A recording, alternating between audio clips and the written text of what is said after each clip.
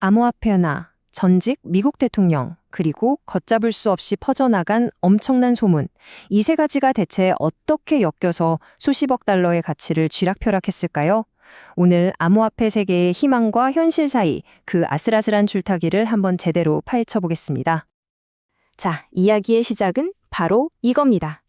한쪽에는 커뮤니티의 엄청난 기대감이, 다른 한쪽에는 좀 냉정한 현실이 있죠.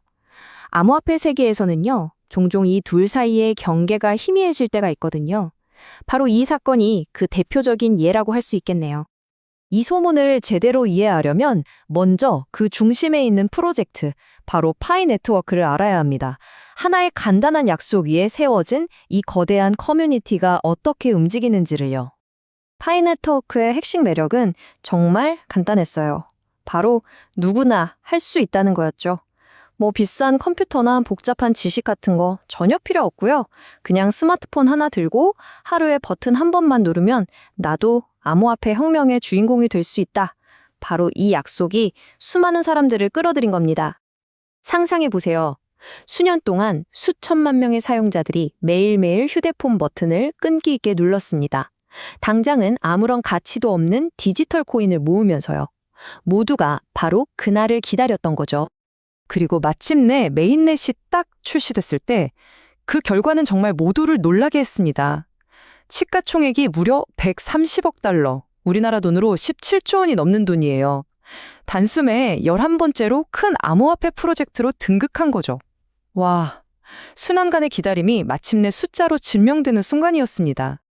이렇게 엄청난 가치가 생기니까 커뮤니티는 이제 가격을 더 끌어올릴 만한 좋은 소식에 목말라 있었어요. 그리고 바로 그때 전혀 예상치 못한 곳, 바로 미국 정치판에서 나온 한 소식이 이들의 희망에 기름을 부은 겁니다. 실제 사건은 이랬습니다. 세계 최대 암호화폐 거래소인 바이낸스가 자금 세탁 문제로 엄청난 벌금을 맞았고 그 CEO는 감옥에 갈 처지였죠.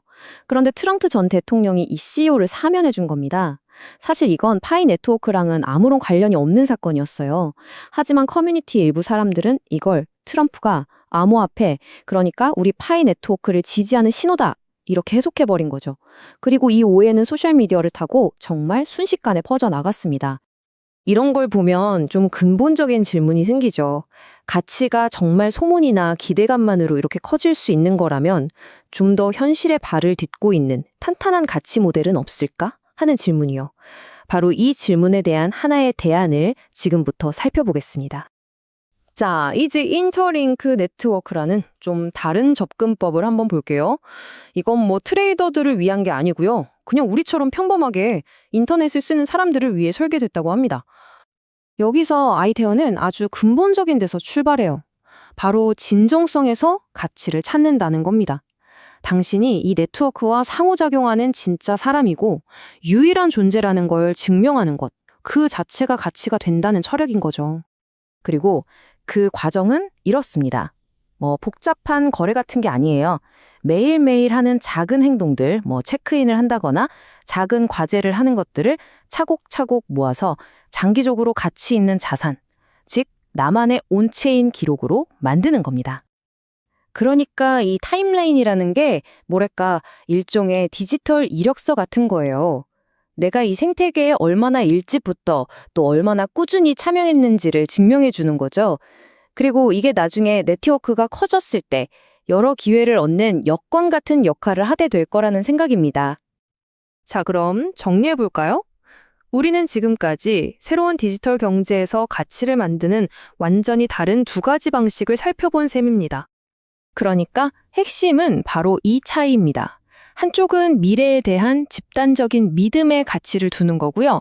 다른 한쪽은 첫날부터 내가 쌓아온 증명 가능한 기록 자체의 가치를 두는 거죠. 우리 다 같이 믿으면 가치가 생긴다. 와, 당신이 뭘 했는지 증명해봐. 그게 진짜 가치야. 이 두 가지 철학의 대결이라고 볼 수 있겠네요.